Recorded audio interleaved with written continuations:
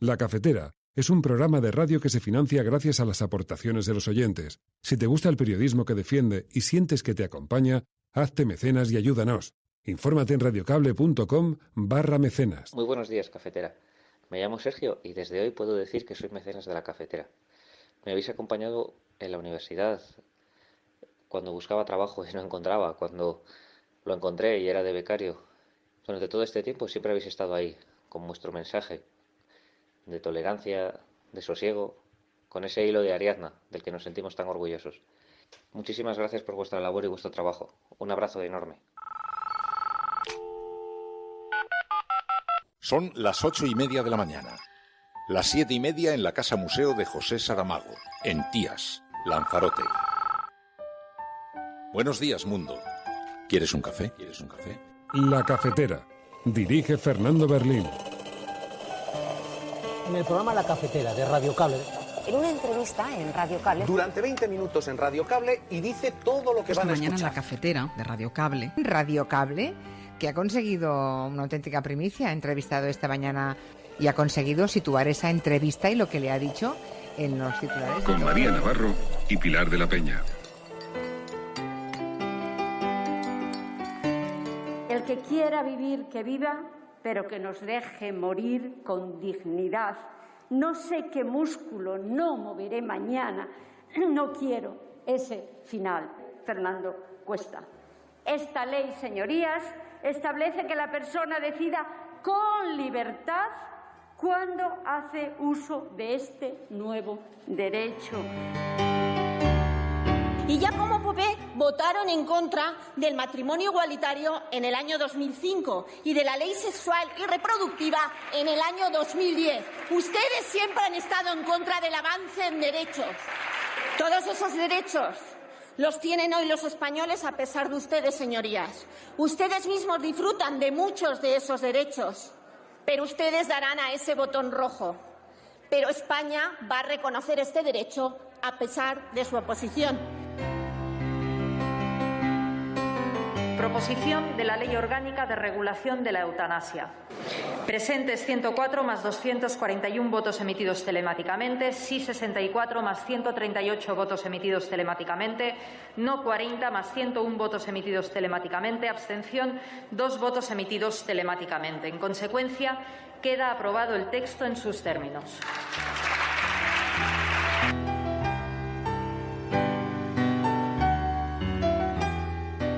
Estamos convencidos de que nuestra región merece un gobierno mejor que este gobierno del Partido Popular y de los tránsfugas.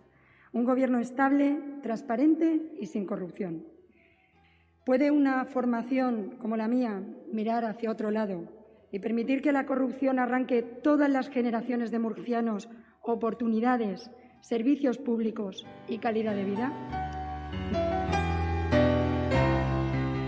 No habiendo obtenido la mayoría absoluta exigida, resulta rechazada la moción de censura contra el presidente de la Comunidad Autónoma de la Región de Murcia y su Consejo de Gobierno.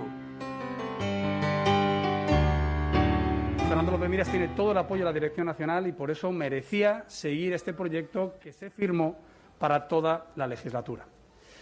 Por eso hoy queremos desde aquí pedir que se retire de inmediato la moción de censura del Ayuntamiento de Murcia y que se retire también la moción de censura al Gobierno de la Junta de Castilla y León. No todo vale en política. But I want to reiterate that our scientific position is that this vaccine is a safe and effective option to protect citizens against COVID-19. Reiniciamos la vacunación de AstraZeneca, lo haremos el próximo miércoles, pero además este fin de semana estos órganos del Consejo Interterritorial junto con el Elemento de la Sociedad Científica van a informar, van a adoptar una propuesta que el próximo lunes tendremos un nuevo Consejo Interterritorial para acotar definitivamente sobre qué grupos, en base a la advertencia realizada y esa modificación de la ficha técnica, comenzaríamos a vacunar con AstraZeneca en nuestro país.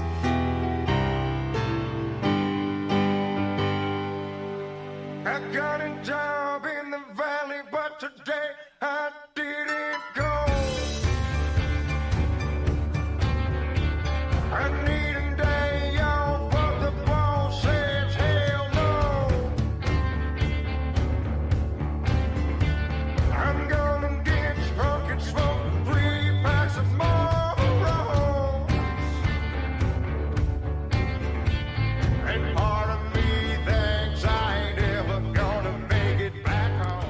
Muy buenos días, bienvenidos, bienvenidas una mañana más aquí a La Cafetera.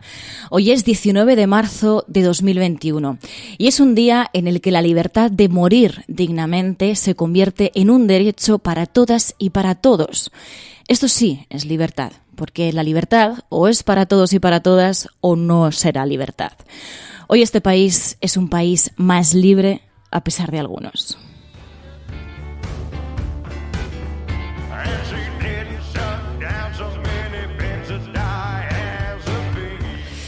Y precisamente de la aprobación de la ley de eutanasia, la aprobación final de la ley de eutanasia en el Congreso de los Diputados en este país, hablaremos a lo largo del programa.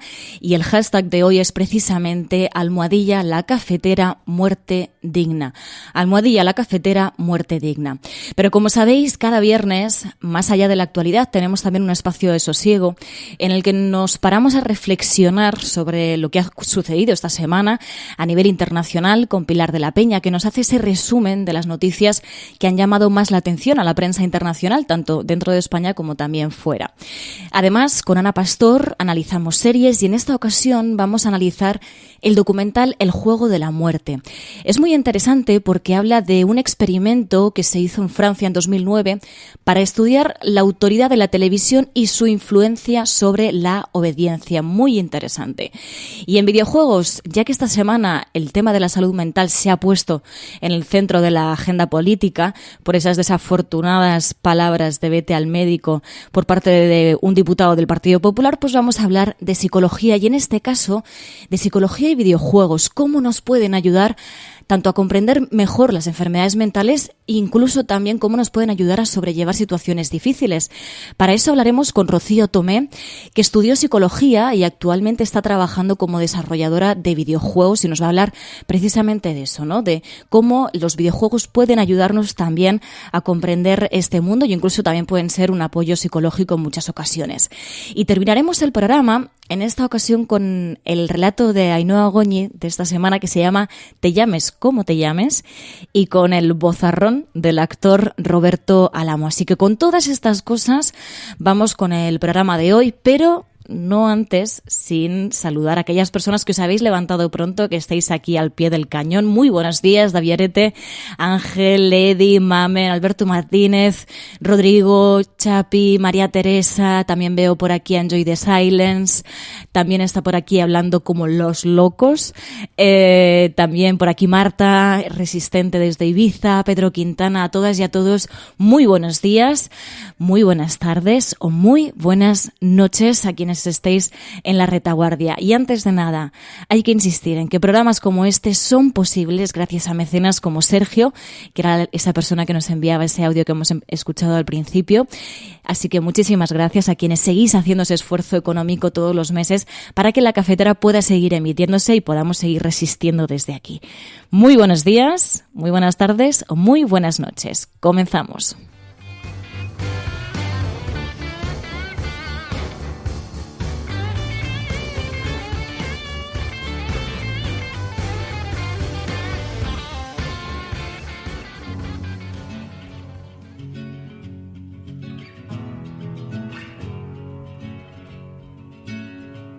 I was waiting in the undertow, set adrift with featherweight like bows, unaware of where my heart would flow.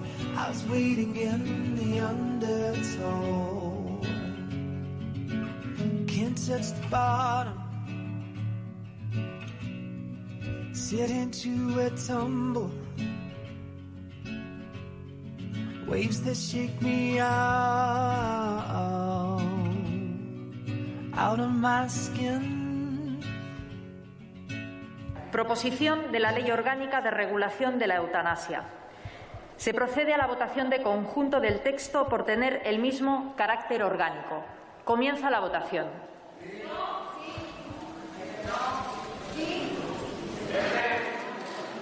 Presentes 104 más 241 votos emitidos telemáticamente, sí 64 más 138 votos emitidos telemáticamente, no 40 más 101 votos emitidos telemáticamente, abstención 2 votos emitidos telemáticamente. En consecuencia, queda aprobado el texto en sus términos.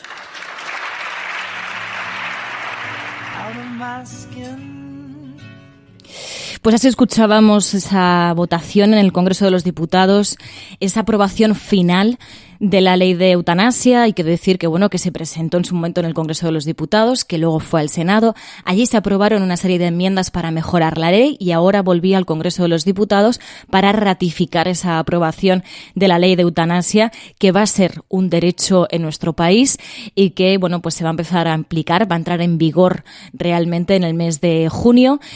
Y como os podéis imaginar, hay diferentes interpretaciones sobre esta ley. En el diario ABC dicen: la muerte como atajo, sin debate. El Gobierno saca adelante por mayoría absoluta el derecho a morir en una tramitación exprés, sin diálogo social y en plena pandemia. Y además habla de polémica. Dice que el Sistema Nacional de Salud está obligado a aplicarla a partir de junio y a resolver las solicitudes en un plazo máximo de 32 días. Hombre, esta ley, como decía, viene del Senado después de aprobarse unas enmiendas de mejora y haberla aprobado la mayoría del Congreso. Si esto no es debate, pues que venga alguien y nos lo diga, ¿no? Además, hay que decir que tiene una serie de limitaciones. Esto, a pesar de lo que dicen algunos, ha sido una ley muy reflexionada. El caso es que el paciente tendrá que confirmar hasta 4 veces su voluntad durante todo el proceso. Y además, deberá cumplir una serie de requisitos como ser mayor de edad, con nacionalidad española o residencia legal en España, o tener certificado de empadronamiento, además de ser capaz y consciente en el momento de la solicitud. En el caso de que no se cumpla este último requisito, de que sea consciente en el momento de la solicitud, se le podrá aplicar la eutanasia o el suicidio asistido si ha suscrito un documento de instrucciones o un testamento vital con esta petición. Un testamento vital como el que ya contamos aquí en la cafetera, cómo se hacía ese testamento vital. Así que sí, hay garantías, a pesar de que se ponga el foco en esa supuesta polémica y en decir que no ha habido debate. El diario El País también lo lleva en su portada. Dice: España ya es el 5º país del mundo que regula la eutanasia. Y precisamente en el Congreso de los Diputados volvíamos a escuchar a María Luisa Carcedo, que es la principal impulsora de esta ley del Partido Socialista, y decía esto, defendía así esta ley. Señorías, con la aprobación de esta ley desaparece del Código Penal la sanción de la ayuda para morir según las condiciones de esta ley. Que los políticos alguna vez piensen en los ciudadanos que sufren. Fernando Cuesta. Señorías, hoy una mayoría de las Cortes Generales hemos cogido el testigo de estas y otras personas enfermas y sus familiares que llevan años clamando por la regulación de este nuevo derecho. El que quiera vivir, que viva, pero que nos deje morir con dignidad. No sé qué músculo no moveré mañana. No quiero ese final. También Fernando Cuesta. Esta ley, señorías, establece que la persona decida con libertad cuando hace uso de este nuevo derecho. Libertad con mayúsculas, señorías, porque esta ley da una nueva dimensión a la autonomía, a la ley de autonomía del paciente. Libertad, esto sí es libertad, porque atañe a todos y a todas. Es un derecho, y hay que insistir, es un derecho, no una obligación. Precisamente, Sara Jiménez, diputada de Ciudadanos, defendía también esta ley en el Congreso de los Diputados y se dirigía precisamente al Partido Popular y les recordaba, les sacaba la hemeroteca y les recordaba cómo se habían opuesto a derechos como este, a derechos que nos permiten avanzar, progresar en este país, como por ejemplo el matrimonio igualitario. Ustedes, cuando todavía estaban bajo el nombre de Alianza Popular, se opusieron a la ley del divorcio en 1981 y a la despenalización de la interrupción voluntaria del embarazo en el año en 1985. Y ya como PP votaron en contra del matrimonio igualitario en el año 2005 y de la ley sexual y reproductiva en el año 2010. Ustedes siempre han estado en contra del avance en derechos. Y por eso hoy lo que ustedes quieren plantear es ir al Tribunal Constitucional con esta legislación, porque no quieren derecho a la libertad de decisión, porque no quieren la libertad de decidir. Todos esos derechos los tienen hoy los españoles a pesar de ustedes, señorías. Ustedes mismos disfrutan de muchos de esos derechos, pero ustedes darán a ese botón rojo. Pero España va a reconocer este derecho a pesar de su oposición.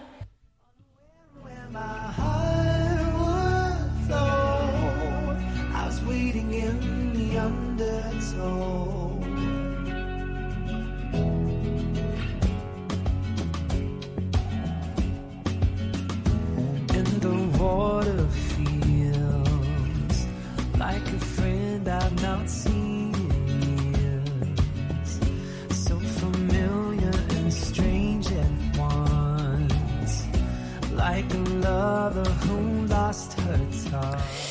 Y luego, en otro orden de cosas, otra de las imágenes de portada que llevan varios periódicos es esa moción de censura que ha sido rechazada en Murcia.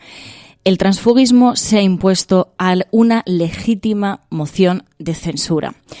El País dice que Pablo Casado bendice el transfugismo para reconstruir la derecha, y para el diario El Mundo, Casado salva Murcia al dar educación a los expulsados de Vox. Así se rechazaba la moción de censura en el Parlamento de Murcia. De los votos emitidos, la Presidencia proclama el resultado. Votos emitidos, 45. Votos a favor de la moción, 21. Votos en contra de la moción, 23. Abstenciones, 1.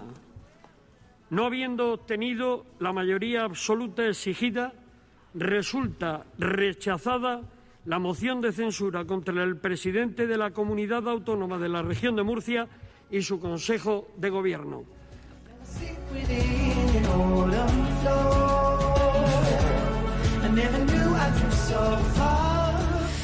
Así escuchábamos ese rechazo de la moción de censura en Murcia.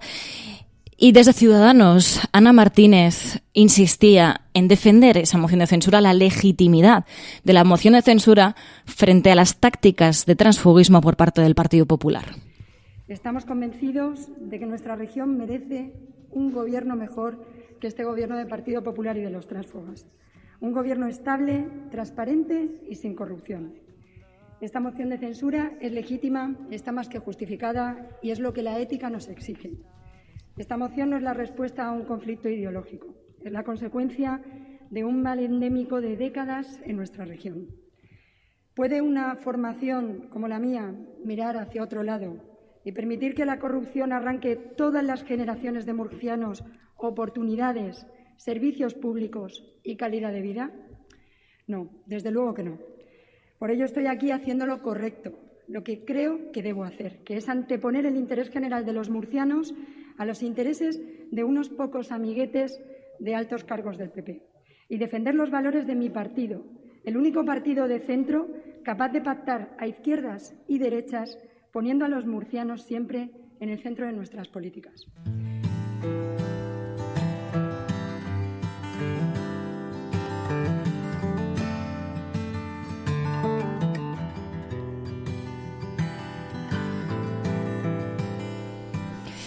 Así escuchábamos a Ana Martínez de Ciudadanos en Murcia defendiendo la legitimidad de presentar una moción de censura frente a las tácticas de transfugismo que han llevado desde el Partido Popular. De hecho, una de las imágenes de portada, por ejemplo, en el diario El País, era esa llegada de Pablo Casado y de Teodoro García Egea a Murcia, parece que como para supervisar que todo salía según lo planeado. Pero es que además hay que decir, retomando un poco ese titular del diario El Mundo que decía Casado salva Murcia al dar educación a los expulsados de Vox, el caso es que el Partido Popular ha ofrecido a Vox la Consejería de Educación en Murcia y el veto parental después de lograr su apoyo en la moción de censura.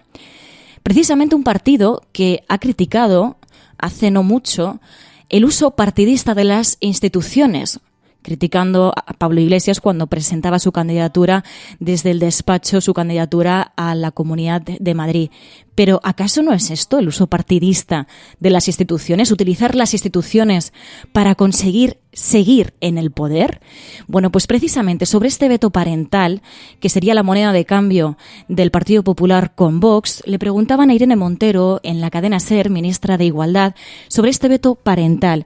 Y ella alertaba sobre el peligro que supone dar paso al veto parental. Que educar en los valores de la diversidad, de la igualdad y del respeto a los demás no es una opción. Forma parte de los derechos fundamentales, de los derechos humanos y, por tanto, también los hijos y las hijas de la extrema derecha, también los hijos y las hijas de familias que voten a Vox o que se sientan de la extrema derecha, tienen derecho a saber que pueden amar a alguien de su mismo sexo, que pueden ser personas trans y que no por ello van a tener menos derechos o van a sufrir más. Eso es lo que yo creo que es importante transmitirles, por eso hace tanto daño propuestas como las de el PIN parental, que además pues vulneran todos los principios de autonomía educativa y consagrados en nuestro sistema educativo y creo honestamente que la sociedad le va a ganar la batalla a la extrema derecha. Si por algo la extrema derecha elige a las mujeres y al movimiento feminista como su principal adversario a batir, es porque sabe que el movimiento feminista y las mujeres ya no vamos a permitir que esos discursos se conviertan en mayoritarios ni que se hagan políticas públicas que cuestionen nuestros derechos o los de las personas LGTBI. Así hablaba Irene Montero de los peligros que supone el veto parental, que es esa herramienta que además hace más de un año hablábamos precisamente de ello, ellos le llaman PIN parental, pero en realidad es un veto parental, como decían, que es un papel que permite a los padres vetar actividades que cuestionen pues las convicciones morales e ideológicas de este partido de ultraderecha. Precisamente sobre la moción de censura también La Razón, titulada Vigilancia a los cargos de Ciudadanos ante la moción a Mañueco en Castilla y León. Ahora Pablo Casado quiere seguir controlando las mociones de censura, en este caso de Castilla y León, y pedía que se retirase la moción de censura. No sabemos si, bueno, en el Ayuntamiento de Murcia, pero también en Castilla y León, no sabemos si es que la amenaza es que pueda haber otro caso de transfugismo. Fernando López Miras tiene todo el apoyo de la Dirección Nacional y por eso merecía seguir este proyecto que se firmó para toda la legislatura. Por eso hoy queremos desde aquí pedir que se retire de inmediato la moción de censura del Ayuntamiento de Murcia y que se retire también la moción de censura al Gobierno de la Junta de Castilla y León. No todo vale en política. Estamos en un momento en el que los españoles necesitan estabilidad y quieren que los políticos cumplamos los pactos que se firmaron y estemos a lo que de verdad importa, que es salvar vidas, salvar empleos y servir a nuestros paisanos.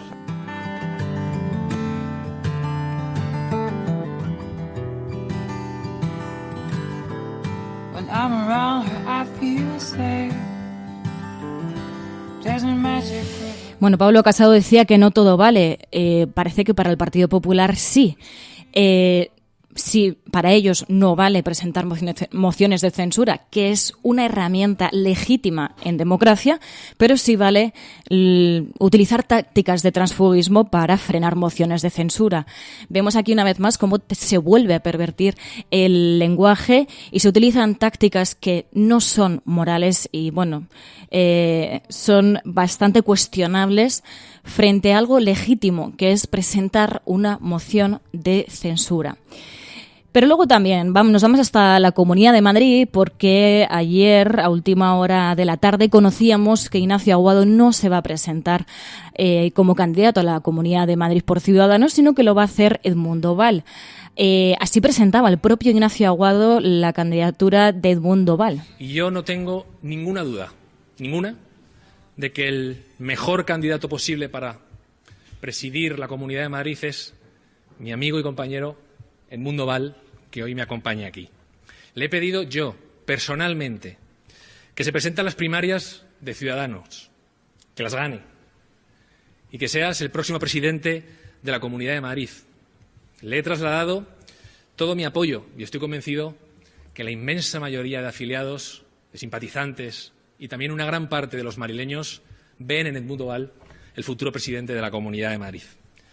A mí, en lo personal y en lo político, esto supone cerrar una etapa de mi vida que ha sido apasionante.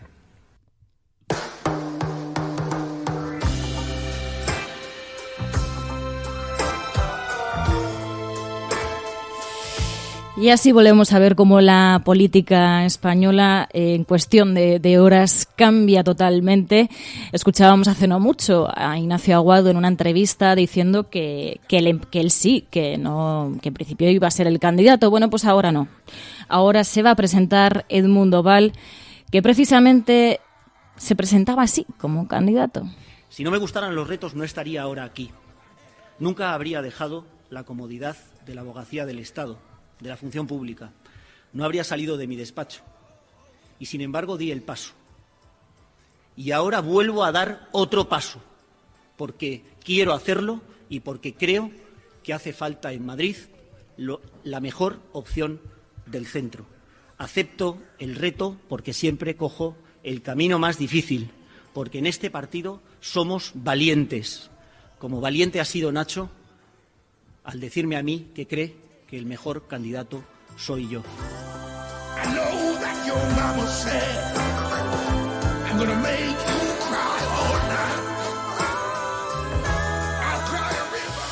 Pero ojo, que no se nos olviden algunas cosas. Y es que, mientras estamos hablando de cuáles van a ser las candidaturas para las elecciones de la Comunidad de Madrid, de cuál es la situación de Ciudadanos en la Comunidad de Madrid, de cuáles son los pronósticos también para la izquierda, de si se va a frenar a un gobierno de Isabel Díaz Ayuso o no, ojo, que mientras están sucediendo otras cosas.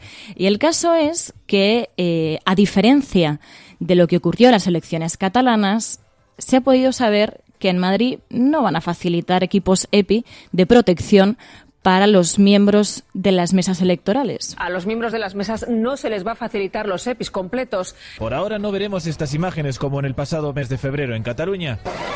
Pero los miembros de las mesas tendrán que llevar sus propios equipos de protección. Parece que esto era lo de vivir a la madrileña.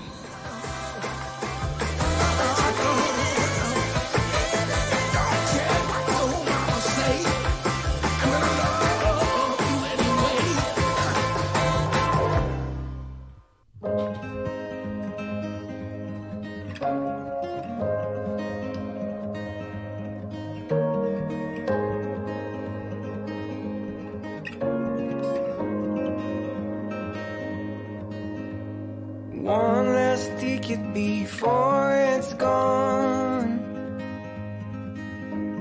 One last summer before it's fall. Tune your strings and play your cards. Little words hit me like a game of darts. And you're beating. Y mientras en Madrid parece que se ponen cada vez más dificultades para celebrar esas elecciones, el hecho de que sea un día entrediario, como es el 4 de mayo, el hecho de que no te den EPIs para ir a la mesa electoral, están empujando prácticamente a los votantes a votar por correo. Pues mientras todo esto sucede en Madrid, a nivel nacional, volvemos al tema de la vivienda. Me gustaba mucho un tuit que escribían ayer, que decían, ya que estamos hablando de salud mental, algo que es fatal para la salud mental es seguir pagando estos alquileres y que no se reforme el precio de los alquileres. Según el diario La Razón, Iglesias lleva al límite a la coalición con la ley de vivienda. El caso es que Pablo Iglesias sigue insistiendo en que es un acuerdo que tiene que cumplirse y que la vivienda es un derecho. Quiero ser cristalino. Cuando se firma un acuerdo de gobierno, el acuerdo está para cumplirse. Porque no cumplir un acuerdo de gobierno que se firmó ante los ciudadanos es faltar al respeto a los ciudadanos. Y Unidas Podemos no va a consentir que se falte el respeto a los ciudadanos de este país. Y firmamos un acuerdo para regular los precios de los alquileres. Y hay dos razones fundamentales para que este acuerdo se cumpla. Primero, respetar a la gente que nos vio en público firmar ese acuerdo. Y segundo, es una necesidad porque es indecente que haya familias españolas que tengan que soportar cómo el 60% de sus ingresos o el 70% de sus ingresos van para pagar los alquileres. La libertad en una sociedad democrática no es la libertad de imponer alquileres abusivos. No hay libertad si una familia no puede acceder a una vivienda digna. Y decir esto es cerrar filas con un principio constitucional. La vivienda no es solamente un bien de mercado, es un derecho. Y lo que se firma se cumple. One last lie before the truth. One last fight before I lose. I ask myself, where should I go? Did I do enough to feed my soul? And you're beating on my drum. And you're beating on my door. Running faster than my dreams. And I can't stop. Buenas, Fer, María y Resistencia. No sé vosotros, pero yo viendo las noticias del alquiler no entiendo nada. O sea, las personas que tienen problemas con el alquiler somos sobre todo los inquilinos. Y sin embargo están diciendo que de nuestros impuestos salgan ayudas para los propietarios, que actualmente son los que nos están asfixiando. Al mismo tiempo que el índice que se pone que deben cumplir es irrisorio y de vergüenza. Por ejemplo, en toda Barcelona supera en casi todas las partes 15 euros el metro cuadrado, cuando en Alemania, en la ciudad más cara, Múnich, no llega ni a 7 euros el metro cuadrado, pero porque se controló. Saludos, cafetera.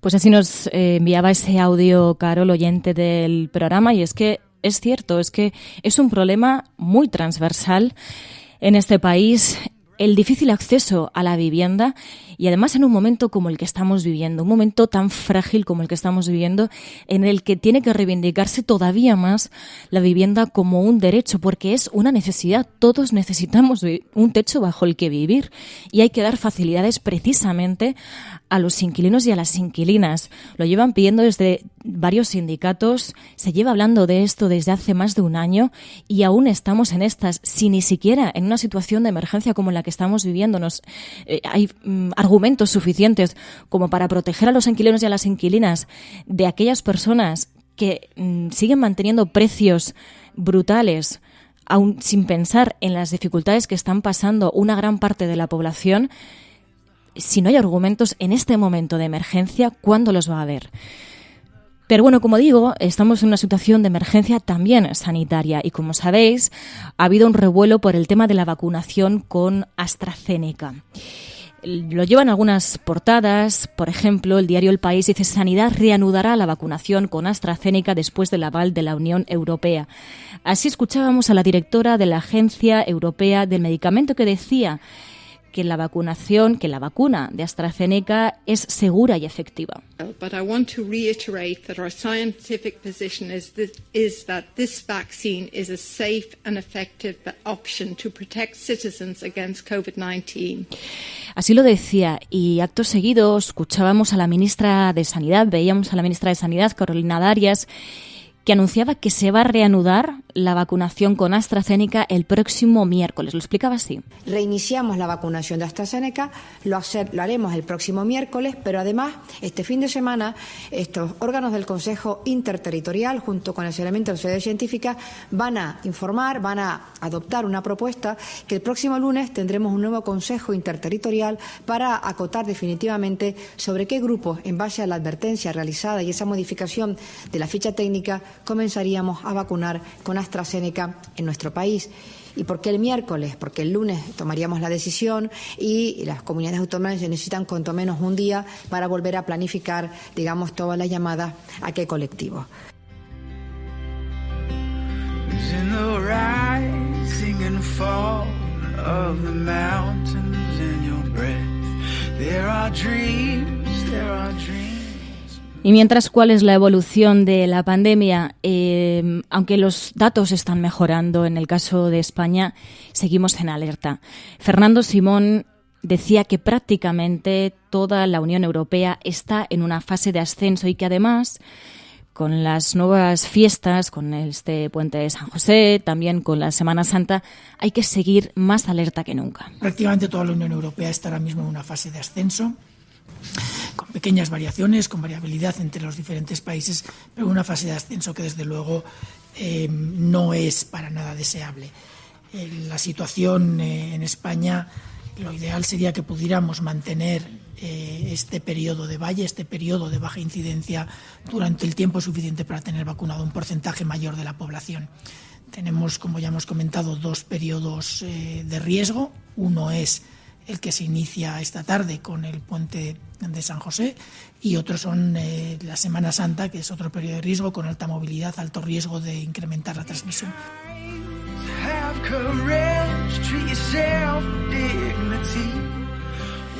Y sí, el caso es que en Europa la situación se está complicando.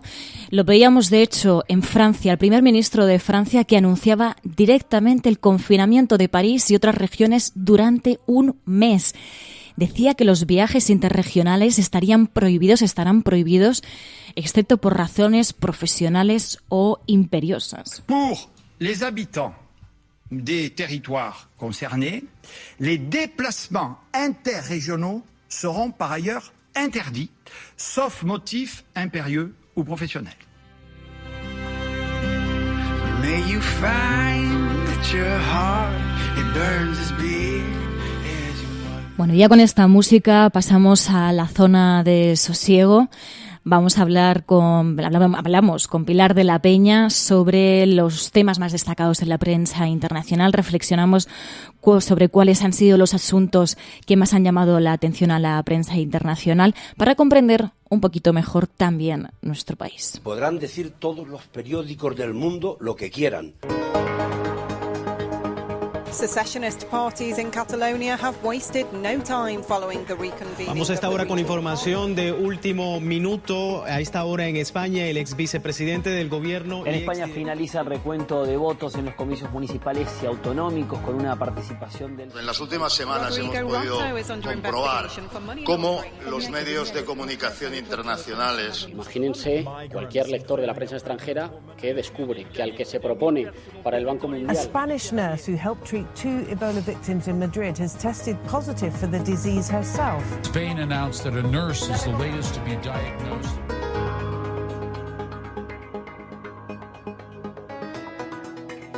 Bueno, ya sabéis que cada semana abrimos una página los viernes para hablar de la prensa internacional y de la manera en la que los medios de comunicación internacionales han reflejado la imagen de España, cómo proyectan la imagen de nuestro país en el exterior. Lo hacemos con Pilar de la Peña. Buenos días, Pilar. Hola, buenos días. En una semana, claro, que ha estado marcada por el movimiento telúrico de la moción de censura en Murcia, que finalmente no fue, de la convocatoria electoral en Madrid, de el revuelo político montado que hay, el salto de Pablo Iglesias a la política nacional. ¿Qué tal ha tenido todo esto en la prensa internacional? Mucho eco. La verdad es que ha sorprendido bastante. Además, es que la mayor parte de las crónicas se han hecho eco primero de la convocatoria electoral, el adelanto electoral en Madrid, incluso han hablado de Murcia, ¿no?, de la moción de censura, y luego ya una vez que se hizo oficial la renuncia de Iglesias o la salida del gobierno de Pablo Iglesias para presentarse a las elecciones de Madrid, eso sí que además fue un punto de inflexión, y ya todavía más medios internacionales pusieron el foco en este asunto, y realmente ha sido el tema que ha copado la información política a lo largo de toda la semana. Desde el primer momento algunos intentaban, a pesar de que era Díaz Ayuso, era una convocatoria autonómica, incluso lo de Murcia, ya te digo, a pesar de ser un tema tan regional, desde el primer momento la prensa internacional fue bastante consciente de que tenía implicaciones para la política nacional y para el gobierno, ¿no? Y de hecho algún medio, Bloomberg, por ejemplo, hablaba de un pequeño regalo para Pedro Sánchez con la convocatoria. Luego, según han ido desarrollándose los acontecimientos, pues ha habido más lecturas que han llamado la atención de la prensa internacional.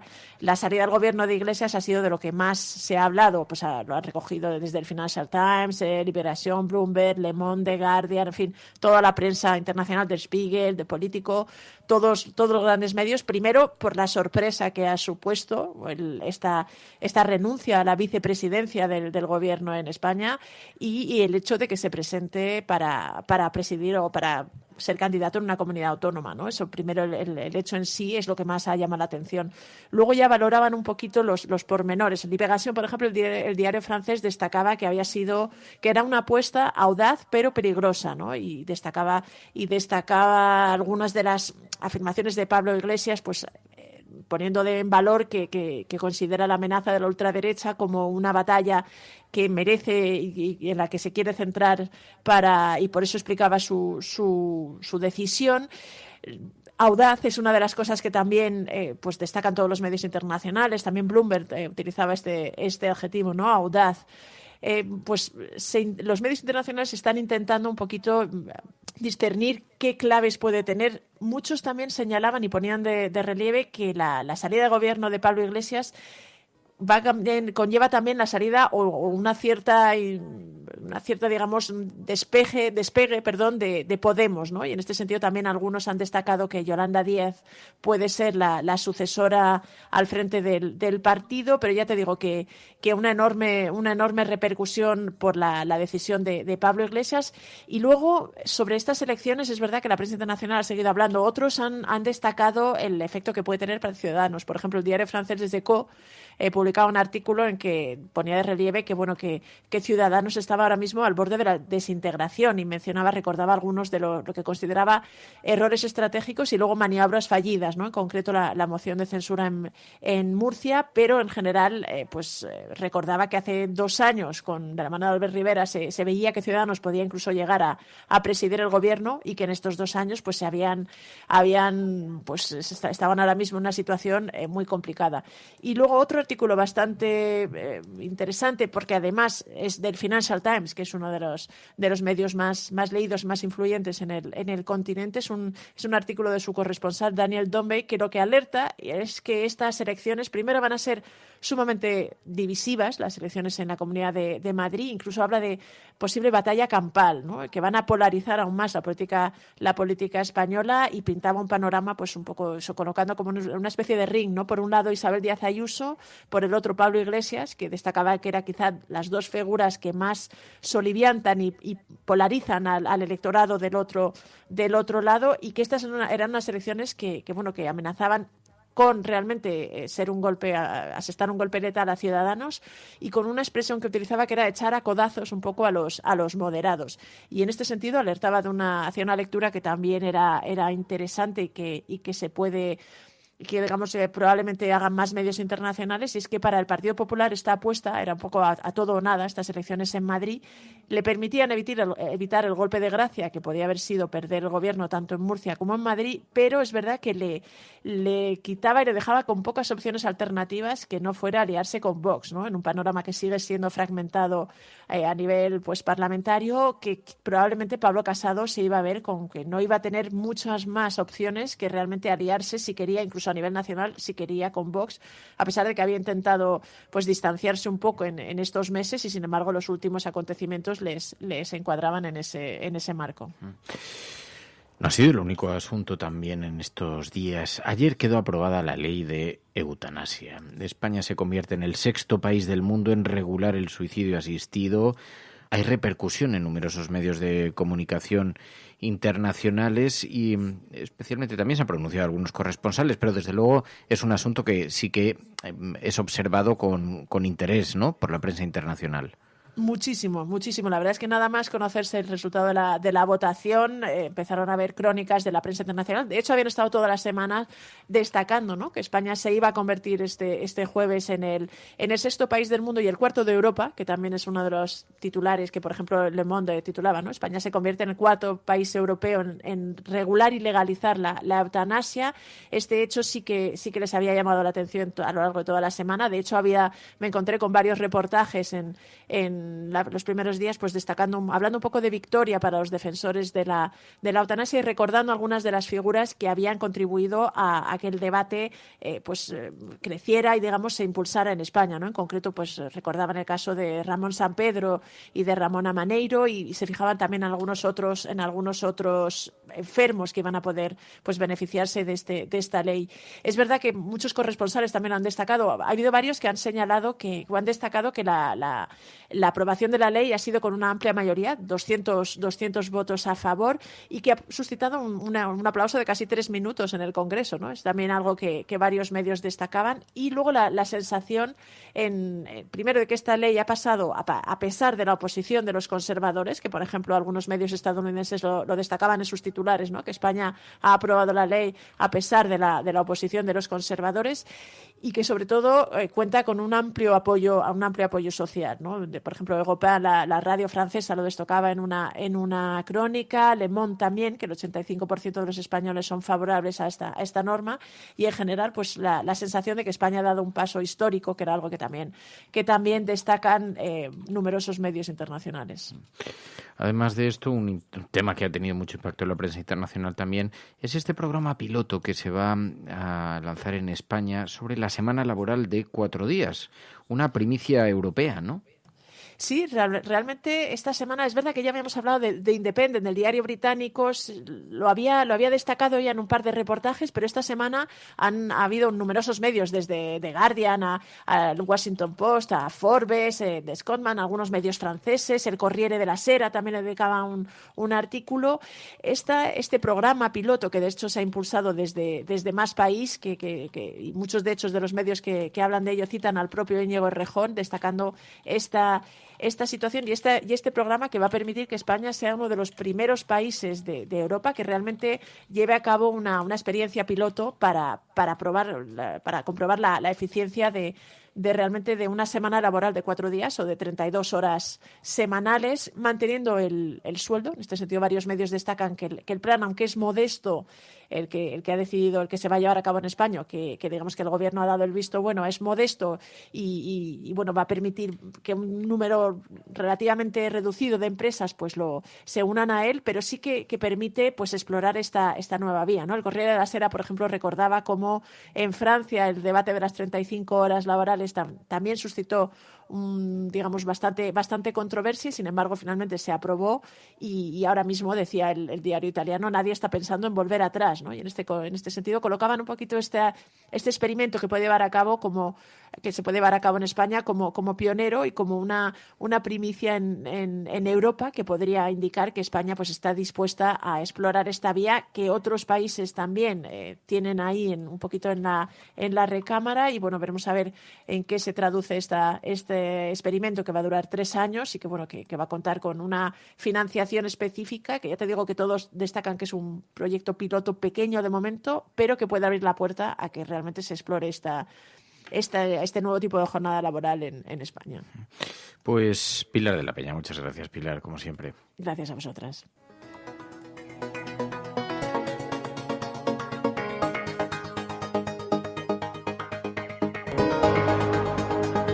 La Cafetera y Neutral presentan Plata o Plomo.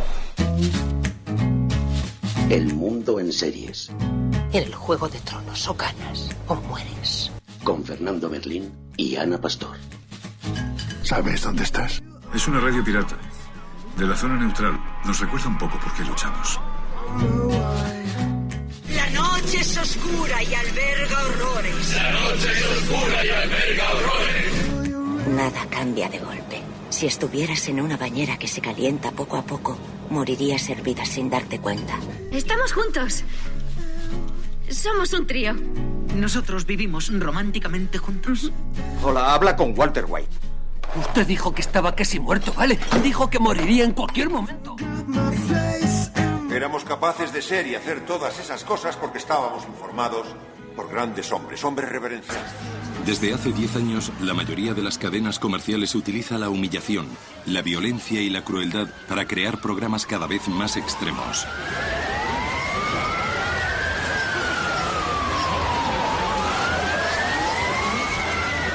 ¿Para cuándo el juego de la muerte en prime time? Plata o plomo, el mundo explicado a través de las series de televisión, a través de los documentales, de las películas, con Ana Pastor, Neutral. Ana Pastor, muy buenos días. Muy buenos días, por decir algo. Bueno, claro, cuando vi el tuit ese que ponías, dice que me dices siempre que busque cosas sosegadas y me lanzas a esta aventura del juego de la muerte, un documental, ahora vamos a hablar de eso. Pero digo, me estaba vengando de todas las experiencias anteriores que me has hecho pasar. Propuesta tuya, dilo. Sí, pero además que lo hemos descubierto por casualidad en casa, se llama El juego de la muerte, es un documental, fíjate, yo creo que se emitió en Canal Plus Francia, y es un documental que trata de reproducir el experimento de Milgram, pero de actualizarlo, de modernizarlo. El experimento de Milgram fue un experimento de psicología social que fue llevado a cabo en la Universidad de Yale y que describía... El fin de la prueba era medir la disposición de la gente a obedecer órdenes de una autoridad, incluso cuando esas entren en conflicto con tu conciencia personal, con tu conciencia moral. Y entonces, ahora lo explicamos todo esto, pero esto lo han llevado a la televisión. Se ha hecho un reportaje, un documental, fuerzan un caso muy concreto, pero da que pensar bastante. Lo que pasa es que resulta un poco angustioso. Te ha resultado un poquito angustioso, ¿no?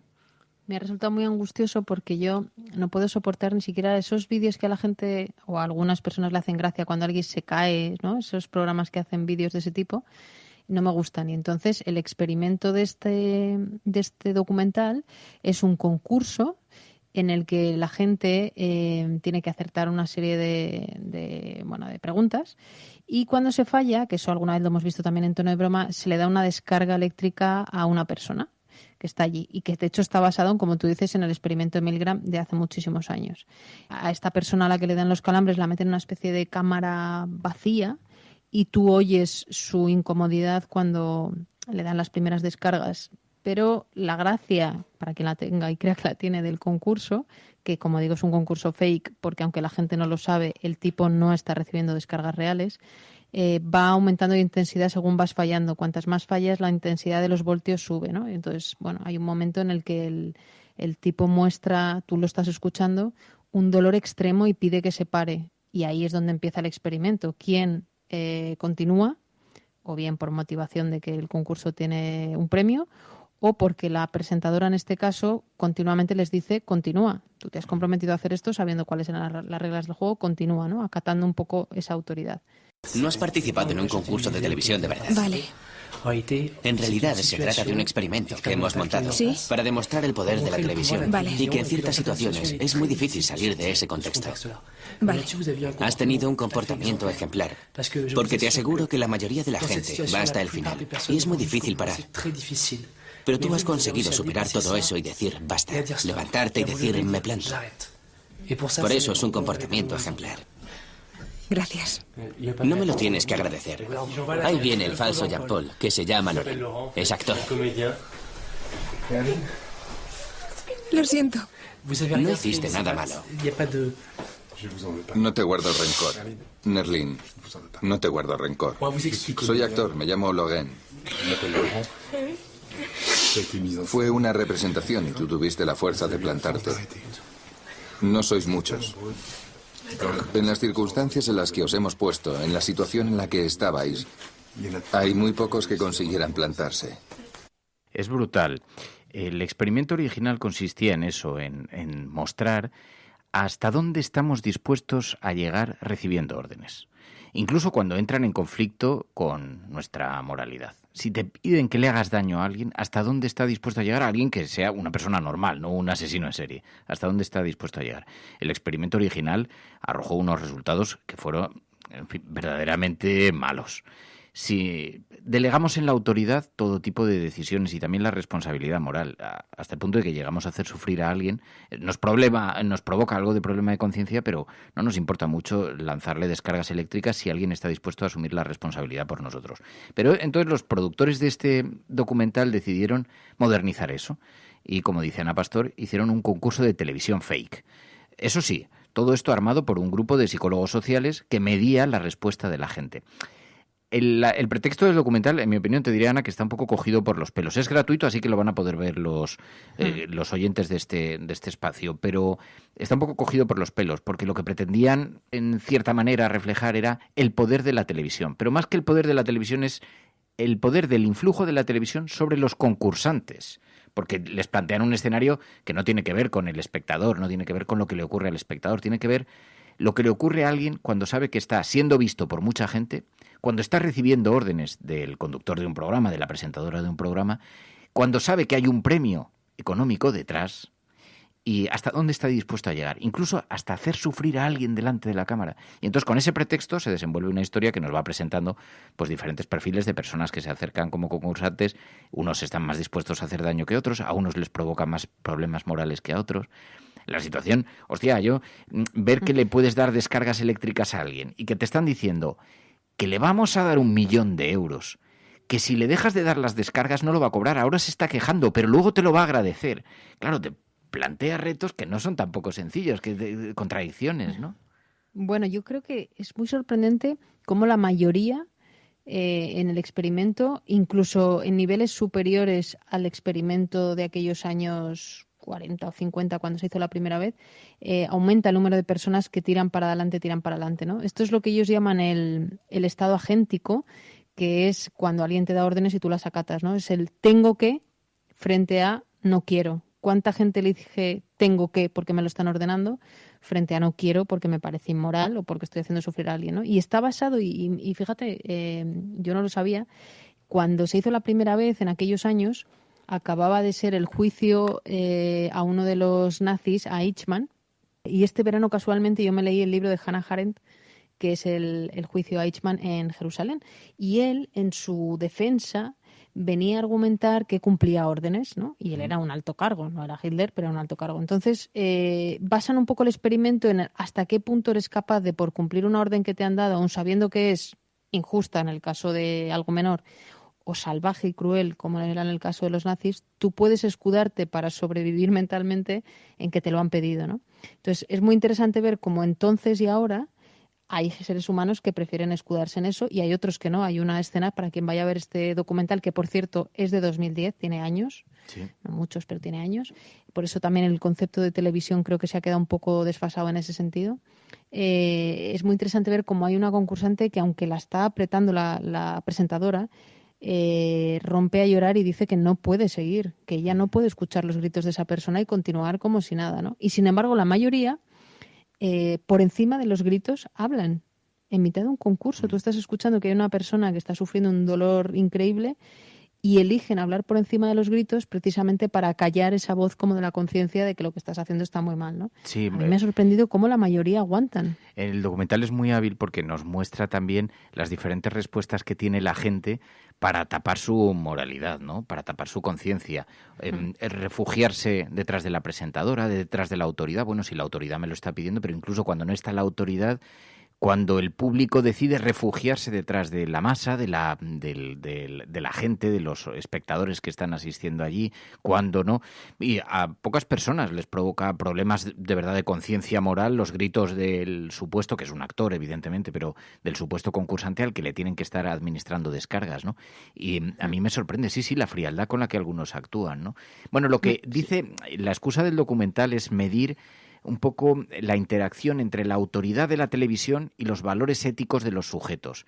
Claro, digo, valía la televisión como una escena teatral, es la exposición en público, pero sí que me llama la atención porque el documental hace una primera introducción muy interesante donde nos muestra algunas cosas que estamos recibiendo como espectadores de la televisión que ya damos por normales y que plantean conflictos morales serios. También en Channel 4, un especialista austríaco presenta un programa en el que se diseccionan cadáveres humanos. Cada sábado noche corta y despieza muertos bajo la atenta mirada del público. La MTV, los concursos, bueno, la MTV, en cualquier concurso, en cualquier cadena de televisión a primera hora de la mañana. Los vídeos de porrazos. Esto es la MTV, la cadena mundial de los adolescentes. Este programa muestra accidentes de verdad con lesiones de verdad.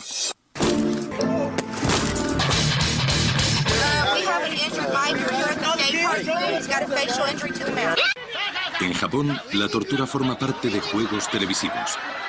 Aquí arrojan a los concursantes a un baño de agua hirviendo.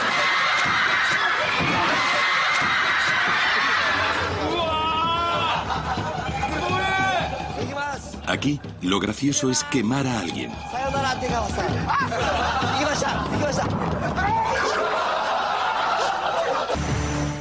En Francia, se hacen programas que pretenden romper relaciones estables. Piqué au vif par les images qu'elle a vues de Léonard, l'INSEE décide de faire tomber toutes ses limites. Gente que se pega porrazos con lesiones reales y que las damos por naturales, las recibimos, las vemos por la televisión y hacemos de eso algo entretenido, algo divertido.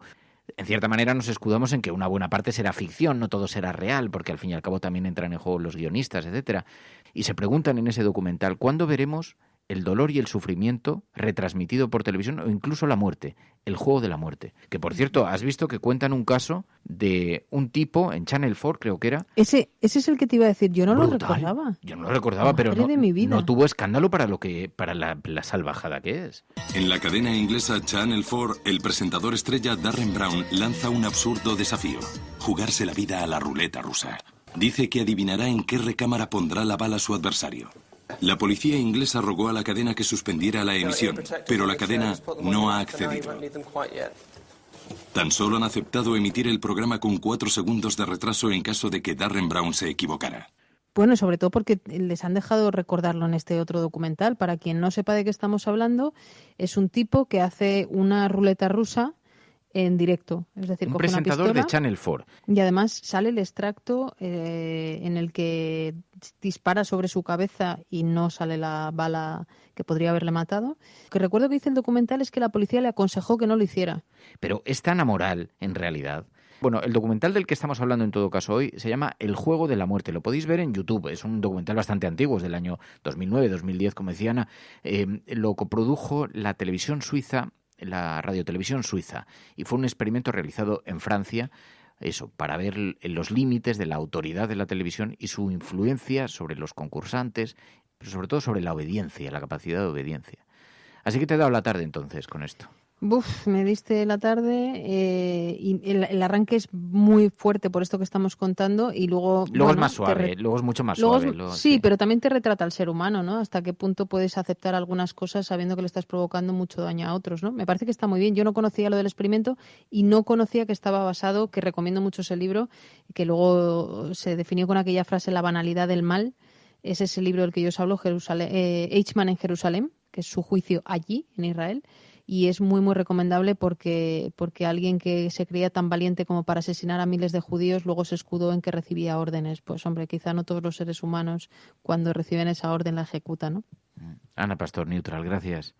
Muchas gracias. Plata o plomo. El mundo en series. En el Juego de Tronos, o ganas o mueres. Peggy 18. Bien, pues abrimos un capítulo más, como hacemos cada viernes, cada semana aquí en La Cafetera, para hablar de los videojuegos. Es verdad que sí, es un sector de entretenimiento que ya ha alcanzado unas cotas. Abríamos una conversación en el grupo de Discord de los oyentes de La Cafetera, en el que sugerían que esta semana nos fijásemos en la salud mental y en la conexión que tiene la psicología con los videojuegos. ¿Pueden los videojuegos, por ejemplo, ayudar a reducir la angustia? ¿Hay videojuegos que nos expliquen, que nos puedan ayudar a comprender mejor la salud mental? Los videojuegos también tienen riesgos. Y claro, un nombre que ha surgido en esa conversación en el grupo de Discord constantemente ha sido el de Rocío Tomé. Rocío Tomé, muy buenos días. Hola, buenos días. Me van a sacar los colores, menos mal que son la radio. Pero es que tienes un montón de amigos entre la audiencia de La Cafetera y un montón de seguidores también, porque claro, tienes un perfil estudiaste psicología, te especializaste en psicología clínica, pero empezaste a trabajar como programadora de videojuegos, ahora trabajas como programadora en Unity, en el Reino Unido, ¿no? Sí, me mudé hace poco. En plena pandemia, además te has mudado. Sí, en mitad de esta situación, pero bueno, es lo que toca, ¿no? Y entonces con ese perfil decían, y bueno, tienes además un montón de amigos entre los oyentes de la cafetera que he visto, a Iván Cerez, un montón de gente que dice, bueno, es que hay que llamarla porque... Entonces te lo planteo con muchas dudas porque no sé cómo abordarlo, pero quizá la pregunta es esa, ¿no? Los videojuegos pueden contribuir, pueden ayudarnos en ciertos momentos, incluso a reducir una cierta angustia. Efectivamente, ¿no? Al final, yo creo que pues al final es un artefacto cultural, ¿no? Igual que el cine, los libros nos pueden refugiar en determinadas situaciones, nos pueden hacer pues entendernos mejor o entender mejor ciertas situaciones, los videojuegos al final son igual de potentes o incluso más, ¿no? Porque también tienen este factor de interacción que una obra como puede ser el cine o no sé, algún tipo de libro, cómic, etcétera, pues no lo tienen, ¿no? Entonces, sí, sin duda. Claro, porque en un libro uno se refugia, pero se queda solo. En un videojuego puedes interactuar. De hecho, este factor de socialización, tú le dabas mucho peso, decías, claro, incluso ha habido videojuegos como Animal Crossing. Ha habido algunos que en este tiempo en el que el confinamiento nos ha supuesto a todos muchas angustias, también la obligación de permanecer encerrados y no tener mucha relación con los demás, esto se ha podido combatir precisamente a través incluso de algunos títulos, ¿no? Sí, efectivamente. El fenómeno de Animal Crossing fue además, todo el mundo lo vio clarísimo, ¿no? O sea, estábamos al principio del primer confinamiento, estaba en una época de incertidumbre absoluta, ¿no?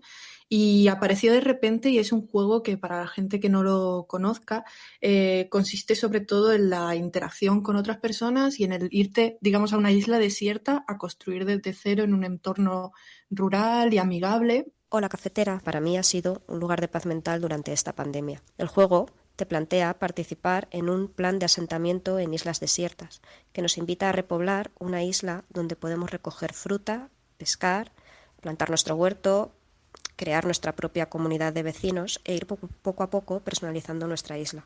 Lo que me parece interesante del juego no es solo que es un juego muy creativo, sino que además es un juego donde el personaje no muere, la violencia es anecdótica, como mucho le puedes dar un palazo accidental a uno de tus vecinos que suele responder preguntándote si te encuentras bien. Y otra cosa que me parece maravillosa del juego es el nivel de asertividad que reflejan los personajes y la manera en que te invitan a participar de esa asertividad. Todo esto de poder estar teniendo tu espacio de tranquilidad donde estás haciendo tus cosas sin ninguna prisa, sin ningún objetivo, pero además puedes compartir estos espacios con otro tipo de compañeros y compañeras, ¿no? Otros jugadores, pues eso hizo que se disparara, ¿no? Todo el mundo, hubo unos meses que todo el mundo era todos los días solo hablando de Animal Crossing y es precisamente por esto, por la capacidad que tiene para abstraerte de la realidad que en ese momento, pues seamos sinceros, era una realidad de mierda, y meterte en un ambiente más idílico, más amigable y con otro tipo de ritmo de vida, ¿no? El mundo estaba parado y en el videojuego tenías otras cosas que hacer y otros tipos de objetivos, ¿no? Claro, porque a mí me dicen en casa, lo aceptan bastante bien, me dicen, claro, es que tú te expandes, por ejemplo, jugando al Red Redemption, no siguiendo la historia, sino yo cojo el caballo y entonces a Arthur Morgan me voy por ahí por las praderas o por las montañas cuando quiero, incluso lo hemos retransmitido con los oyentes, un día a la semana hacemos cabalgar y chatear, que es simplemente conversar cabalgando de camino a las montañas o descubriendo lugares por allí. Claro, cada uno busca, en cierta manera, dónde refugiarse y en qué expandirse, en qué puede expandirse, ¿no? Y los videojuegos pueden ser una ayuda para esto. La realidad virtual, tú la has estado utilizando durante la pandemia, ¿no? Sí, efectivamente. De hecho, en mi caso fue como... yo he trabajado desarrolladora de realidad virtual, entonces tenía el casco en casa y tal, y me acuerdo todavía cuando quedé por primera vez dentro de este tipo de aplicaciones sociales donde podéis interaccionar con otra gente, con algunos amigos, cómo fue el poder verle a alguien tipo gesticular, hablar, porque al final tiene también sincronización con los labios, ¿no? Y sentías de alguna manera la presencia de la otra persona dentro de la sala Y, joder, en ese momento fue algo que de verdad me hizo muchísima ilusión, como puedes imaginar, porque hacía mucho tiempo que no podía directamente tener a nadie cerca, ¿no? Y al final, cuando estás hablando por Zoom o algo así, digamos, estás pues por el ordenador charlando y tal, estás en una realidad que es esta realidad, ¿no? Pero cuando estás dentro de un juego, el mismo juego es el que te marca, digamos, el contexto, los objetivos, etcétera. Entonces, al final consigues evadirte un poco y descansar de las preocupaciones que esta situación nos ha dado a todos, ¿no? Claro. Y, por ejemplo, me decías, es que hay títulos que te permiten comprender el autismo. Sí, o sea, ahí al final, igual que decíamos que como artefacto cultural nos permite entender mejor determinadas situaciones, etcétera, esto incluye también cosas directamente relacionadas con estados emocionales, con problemas que pueda tener relacionados con salud mental, etcétera, ¿no?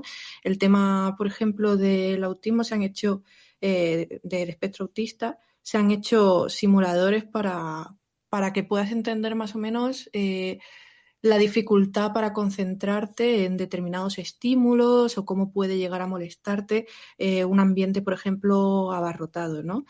Luego no hace falta incluso que tú seas, digamos, el protagonista o la protagonista de la historia. Al final las personas también aprenden por observación, ¿no? O sea, basta que puedas manejar un personaje que te está contando una historia para poder entender, por ejemplo, en el caso de creo que era That Dragon Cancer o algo así, el tema del duelo cuando se pierde a un hijo por culpa de una enfermedad como el cáncer, todo este tipo de cosas, ¿no? Nos puede ayudar incluso a comprender, bueno, lo vimos cuando hablamos aquí en el programa del videojuego Gris, había quien nos decía, mi pareja superó una etapa de angustia y de ansiedad brutal precisamente porque se entregaba un poquito a este videojuego que en cierta manera también retrata los estados de ánimo y la manera en la que uno con un poco de trabajo y con la mirada hacia adelante consigue superar situaciones de angustia en ocasiones, ¿no? Y luego también me decías, bueno, de hecho hay juegos que te ayudan a equilibrar, a aprender a equilibrar entre la productividad y el autocuidado, ¿no? Sí, por ejemplo, el juego de Brick Code, bueno, la verdad es que no sé pronunciar si es Brie o Bray, ya sabes, los nombres no españoles son difíciles, de Brick Code, que, por ejemplo, el juego de Self-Care, es un juego donde simplemente, de móvil, donde simplemente te enseñan de que no tienes que ser productivo todo el tiempo, que puedes dedicarte, no solo puedes, sino que tienes derecho a dedicarte cierto tiempo a ti mismo.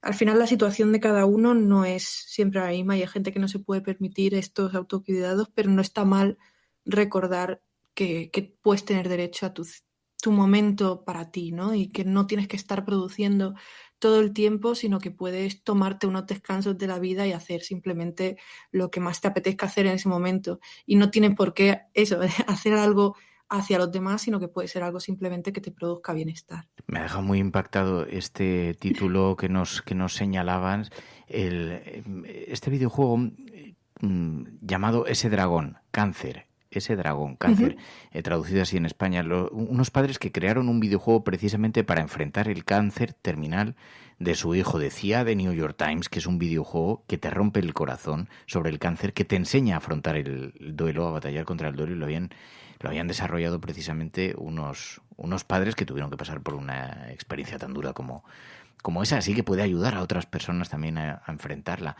Oye, sí. Tú de esto hablas también los viernes, hemos visto que tienes un canal de Twitch, hemos visto que los lunes y miércoles te vemos trabajar allí, programando, estamos haciendo muchas cosas así técnicas, pero también los viernes hablas por ejemplo, este viernes hablas de psicología y de videojuegos, ¿no? En tu canal de Twitch. Sí, efectivamente. Sí, la verdad es que fue porque me lo estaban pidiendo todo el tiempo, en plan, oye, a ver cuándo hablamos algún día de psicología y tal, y llevo haciéndolo varios viernes porque la verdad es que es un tema que se habla bastante poco, ¿no? A veces hablamos más centrados en psicología, otras veces más centrados en videojuegos, ¿no? Pero siempre un poco a caballo entre los dos temas, ¿no? Y la verdad es que son un tipo de reflexiones que muchas veces no suelen llegarnos por el tema de que son productos aparentemente digamos, en el imaginario, ¿no? Bastante separados, pero que cuando nos ponemos a analizar tienen muchísimo el uno del otro, ¿no? Y se sacan cosas interesantes, la verdad. Claro, pues muy interesante, Rocío, Tomé, te lo agradecemos muchísimo, de verdad, de corazón. Te seguimos de cerca, estamos muy, además eso, como vienes tan recomendada por toda la audiencia de La Cafetera, que es un privilegio, te traslado en su nombre el agradecimiento, y es un privilegio esta charla, conversar un ratito contigo, Rocío Tomé, muchísimas gracias. Muchas gracias a ti, Fernando, por la invitación, y a la gente también que dice, la verdad es que no se me han quitado los colores todavía del principio de la conversación, así que nada, yo agradecidísima, y en cualquier momento que necesites hablar del tema de psicología y videojuegos y tal, yo estaré siempre encantada.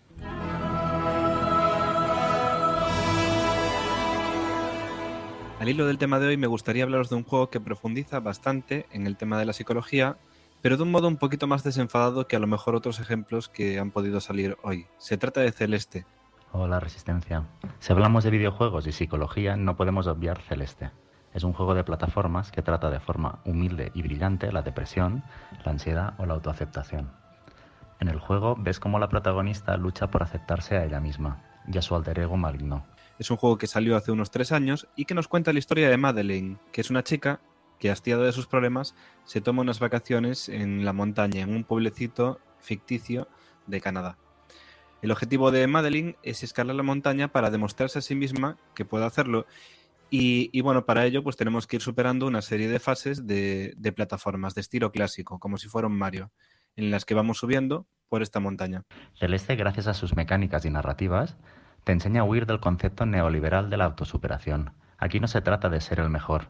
Da igual si mueres 200 veces antes de superar el juego. Gracias a Celeste aprendes que cada uno se marca sus propias metas y que da igual que seas un patata en un juego, que no debes ser tan duro contigo mismo. Pero detrás de todo esto, el juego nos habla de los problemas de ansiedad que padece Madeleine y de cómo la montaña, de alguna manera, pues simboliza esta lucha con la enfermedad. Es un juego que nos presenta además un alter ego de Madeleine, que viene siendo esa voz negativa que siempre nos dice que no podemos, que no valemos, que nunca lo conseguiremos. Y bueno, vamos ahondando un poquito más en la psicología de Madeleine y en cómo va solucionando esta enfermedad, ¿no? Cómo va saliendo del hoyo. Todo esto, ya os lo digo, con una dificultad bastante compleja que se va acrecentando a medida que avanzamos en el juego. Así que si le queréis echar un ojo, pues tened en cuenta que es un juego que es bastante difícil, pero que es bastante divertido también. Así que nada, si os gustan los retos, os lo recomiendo. Un saludo, cafetera. La autoaceptación es el camino. Saludos, cafeteras, cafeteros, Radio Cable, Fernando, Pilar y María. La verdad es que los videojuegos también encierran, entre otros misterios narrativos, la historia de dos niños, dos menores, Son Díaz y Daniel Díaz, inmigrantes en Seattle, junto con su padre, que se quedan huérfanos porque ocurre un evento que los deja sin padre. Y tienen que defenderse en la vida como pueden, escapando de la policía que pretende culparles por esos hechos. Esa es la trama del videojuego Life is Strange 2. Nos da acceso, nos abre una ventana a la psicología de un niño que supuestamente ha sufrido un trastorno a causa de ese trauma, ¿no? Y que le convierte en una especie de super niño. Pero vamos, aparte del detalle fantástico, me parece un videojuego excelente para que reflexionemos sobre la situación de los inmigrantes, no solo en Estados Unidos, sino sobre todo en nuestro propio país. Por ejemplo, las familias que se han quedado sin madre o sin padre a causa del coronavirus. Hay 600.000 inmigrantes sin regularizar y hay 150.000 menores que no tienen papeles en nuestro país, ¿no? Entonces, no es nada extraño, ¿eh? Aunque la vida es extraña, esto es algo que está pasando a nuestro alrededor. Un abrazo y mucha empatía, amigas, amigos. En mi caso voy a destacar dos títulos, o dos franquicias, mejor dicho, que aunque una de ellas no hable de aspectos psicológicos, sí obligan a no pensar en aquello que me afligió en mi caso. El primero sería la saga Pokémon, que durante 11 años fue mi válvula de escape durante el bullying que sufrí. Y el hecho de que este título sea un piedra, papel o tijera constante, un ajedrez, ya me hacía olvidar estos temores, esta lacra. En el caso de Dark Souls, por ejemplo, me vino muy bien para ayudar, para cultivar la paciencia. Y es que es un título muy complicado y que te pone unas barreras psicológicas muy fuertes. Y sin embargo te da las herramientas suficientes para poder afrontarlo. Precisamente por esto, cuando un jugador lo supera, siempre quiere volver a rejugarlo, porque ya se lo conoce y porque ya ve que al final no era para tanto el título. Y hay gente incluso que se propone retos tan duros y con el estrés y, lógicamente, problemas psicológicos añadidos que eso puede provocar, como no ser golpeado ni una vez. Y hay una charla muy interesante sobre esto, los no-hitters y el proceso mental. Una charla que podéis encontrar en YouTube. Pero si destaco Dark Souls, lo hago por el personaje de Soler de Astora, un personaje que está buscando su propio sol, su meta en la vida.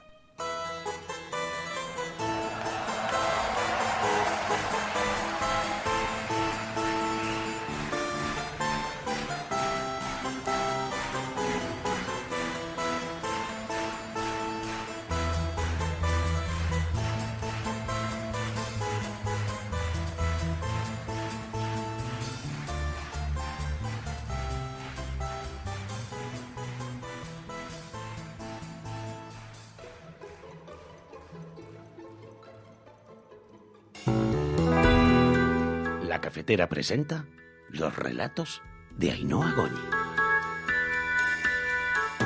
Viernes de cuento, viernes de relato, los relatos con Ainhoa Goñi. Ainhoa Goñi, buenos días.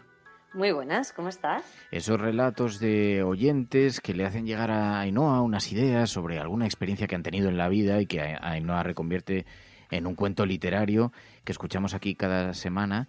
¿Qué tal tú? ¿Qué tal? ¿Cómo vas? Yo voy bien, bueno, muy liada porque, Pues bueno, con esto del teletrabajo estás al liada, final... Ainhoa. Sí, pero es que al final la verdad es que la actualidad no nos deja mucho respiro y cuando no hay una rueda de prensa hay otra, cuando no...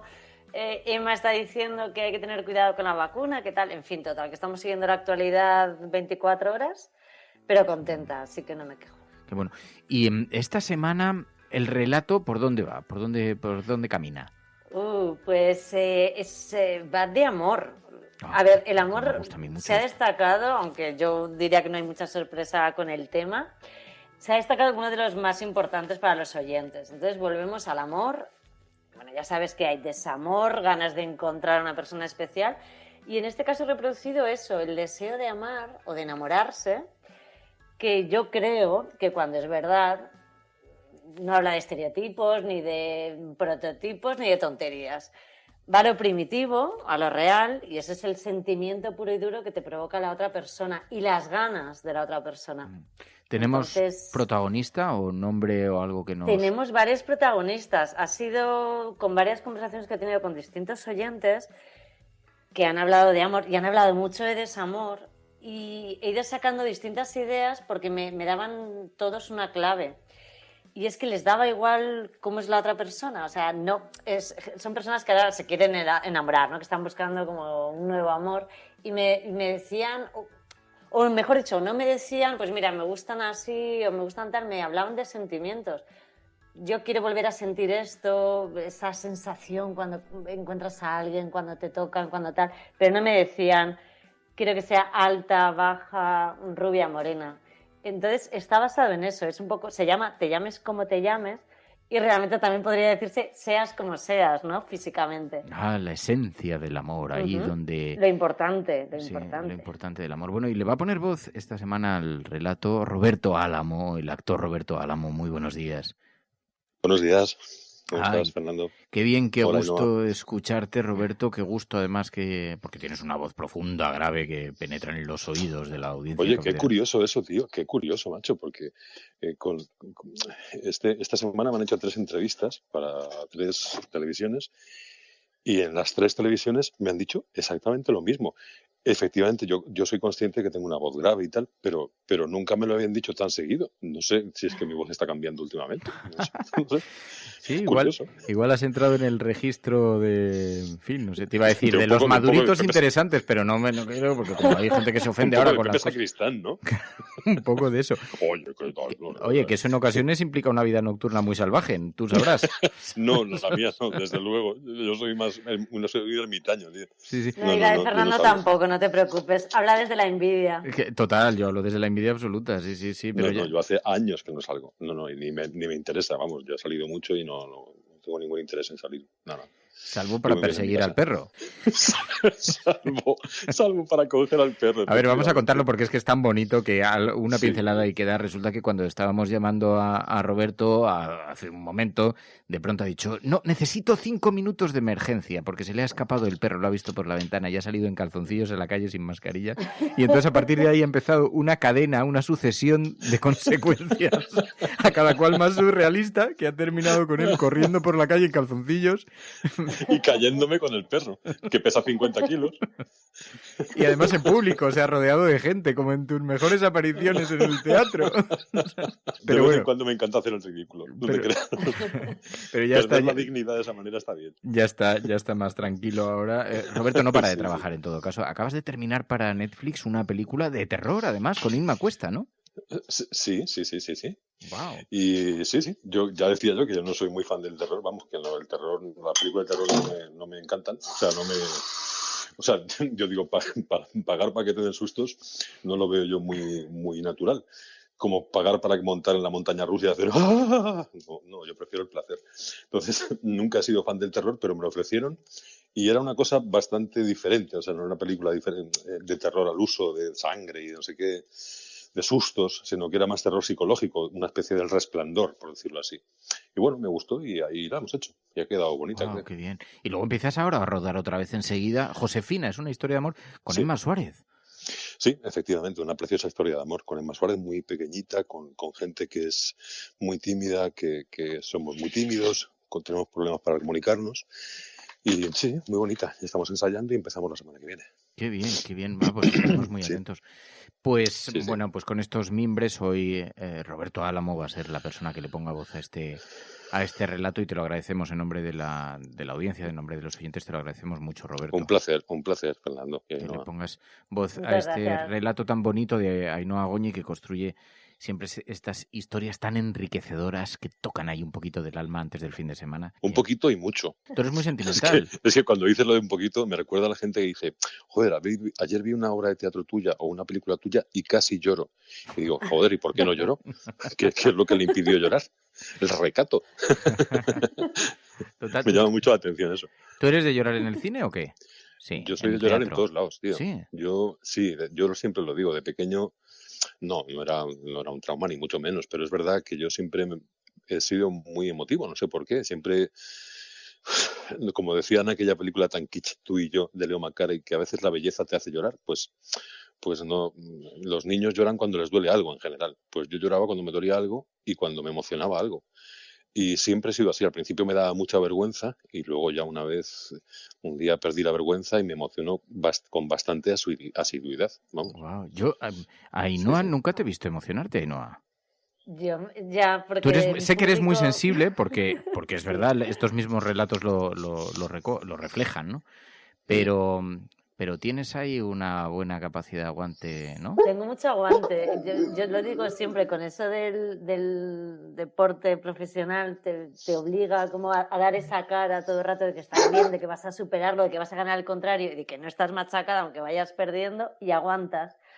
Pero claro, cuando me libero, bueno, sería partísimo. Entonces lo sueltas ahí. Bueno, pues Roberto Álamo le va a poner voz a este relato. Gracias, Ainhoa, de corazón. De nada, a vosotros.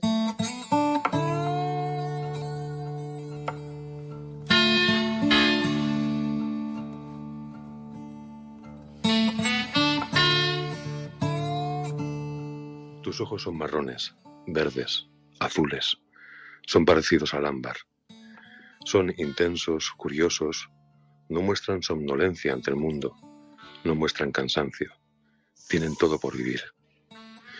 Tus pestañas son largas, son cortas. Tienes las cejas traviesas, ahora ordenadas. Otras veces son enormes y amenazan con invadir tu frente y tu entrecejo. Tus pelos, locos, revueltos con tesón, se adormecen cada noche junto a mi almohada, aunque otras noches, las menos, se vuelven lisos y suaves. Sonríes cuando despiertas, tal vez por mis besos en tu espalda, por mi lengua juguetona, o porque te acercas a mí como por instinto. Resbalas suavemente sobre las sábanas y, audaz, me muerdes una oreja. Continúas trepando y no descansas hasta que consigues morderme las dos. No tienes un nombre definido, pero sé que posees la fuerza de los continentes. Promueves mareas, atraes tempestades y llamas a los vientos del norte. Tu esencia se queda cada noche en mis sábanas, aunque no las conoces. Y al despertar compruebo que tu aroma se ha cosido a fuego lento en cada fibra de mi cuerpo. Ha recorrido mis brazos y mis piernas, se ha enredado en mi cintura, ha subido por mi espalda y amenaza con despistar mis mañanas, mis tardes y mis noches. Y me despierto y te despiertas y te duermes y me duermo oliendo tu pelo como si fuese por azar, haciéndome el despistado. Y me sonríes y el mundo deja de girar y la luna cambia de fase y los planetas amenazan con incursiones a mundos paralelos. Y me sigues mirando como si me descubrieras por primera vez, como si fuese lo único que quieres hacer toda la vida. Y yo te veo mirarme, mirar. Amo lo que no es, lo que no veo, lo que no he tocado, lo que nunca he rozado. No te conozco, pero existes. Sé que existes. Necesito pensar que voy a encontrarte. Necesito saber que podría conjurar a los dioses de todos los mundos y ellos te encontrarían en mi nombre. Pero no te veo, no todavía. Y aún no rozo tus pasos. Amo esa elegancia silenciosa, esa pasión oculta que aún no has compartido conmigo. Y te imagino en una playa brumosa, levantando un pie, luego el otro, invadiendo el espacio como quien maneja las fuerzas de la naturaleza. Y vuelves a levantar un pie, y lo introduces en esas aguas que ya jamás podrán estar en calma, y sigues mirando el mundo pasar. Y yo, en la arena, construyo castillos en el aire, pongo alfombras y lleno el espacio de luces tenues y mantas mientras deseo que vengas. Preparo el momento para las confesiones a media voz que están por llegar, y sigo aquí, buscando tu sombra en cualquier esquina, soñando tus pasos, contando las horas, descontando los minutos para que aparezcas como si nunca te hubieses ido, como si nunca hubiese existido un minuto sin tu calma. Esa mujer es un ser de lejanía, con palabras por construir, con vidas por construir, y ella tiene un destino que no ha pisado, un lugar al que volver en los momentos de tregua, porque ella sigue teniendo en mí un espacio que no habita. Ya sé cómo eres, ahora solo tengo que averiguar tu nombre. Descubriré tus formas, los huecos de tu cuerpo, seguiré las curvas de tu piel con mis manos, acariciaré tus sueños y calmaré tus ganas. Iré descubriéndote poco a poco. Las notas encontrarán su espacio y yo encontraré tus pecas en cada sombra de tu piel. Mis dedos rozarán cada cicatriz que la vida te ha dado. Lameré tus heridas cerradas, besaré tus labios y gritaré tu nombre. Poco a poco. No hay prisa en los momentos eternos. Y llegarás. Un día vendrás para quedarte. Llegarás por azar, como llegan las cosas llamadas a ser únicas, como si no nos estuviésemos esperando. No planificarás tus besos irrepetibles, no dejarás nada por hacer y siempre esperaré que te quedes.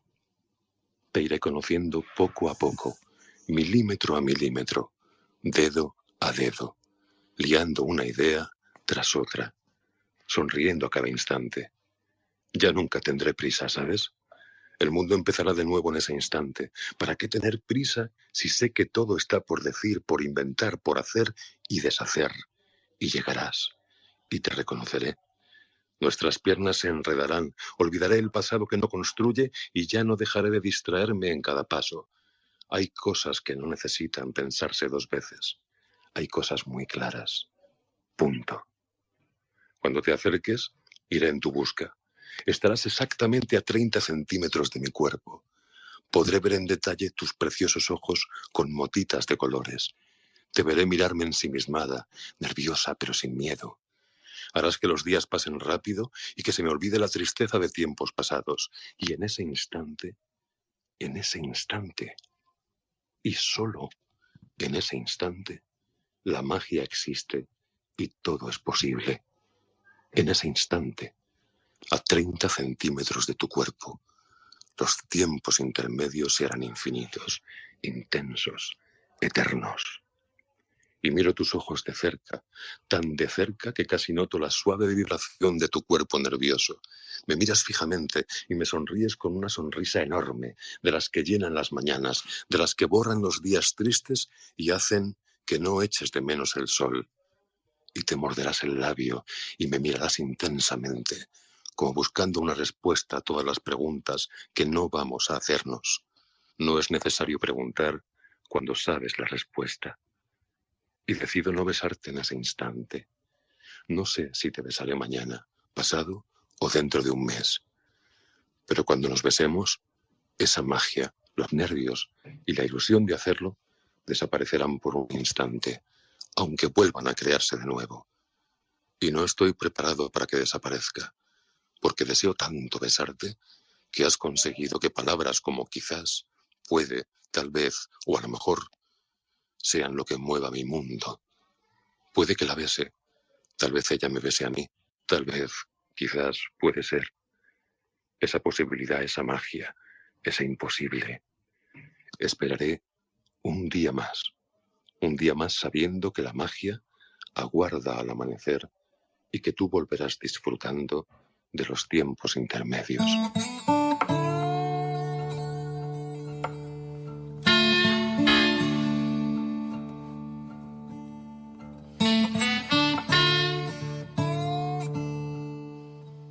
La Cafetera es un programa de radio que se financia gracias a las aportaciones de los oyentes. Si te gusta el periodismo que defiende y sientes que te acompaña, hazte mecenas y ayúdanos. Infórmate en radiocable.com/mecenas.